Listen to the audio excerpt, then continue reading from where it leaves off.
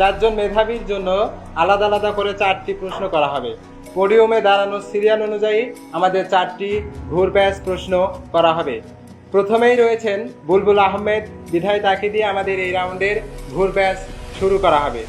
প্রতিটি সঠিক উত্তরের জন্য প্রতিযোগীর থলেতে যুক্ত করা হবে 10 পয়েন্টস এবং প্রতিটি ভুল উত্তরের জন্য অথবা উত্তর না দিলে প্রতিযোগীর থলে থেকে মাইনাস করা হবে 10 পয়েন্ট। প্রথমেই রয়েছেন বুলবুল আহমেদ। বুলবুল আহমেদের ঘুরপ্যাচ। সেরা মেধাবী। আমরা জানি বীজগণিতের ক্ষেত্রে 5x + 3x = 8x।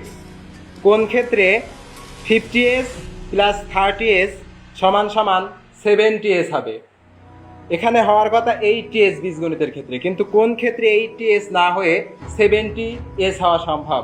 বীজগণিতের ক্ষেত্রে 5x + 3x = 8x হলেও বায়োলজির ক্ষেত্রে শুধুমাত্র 50s + 30s = 70s।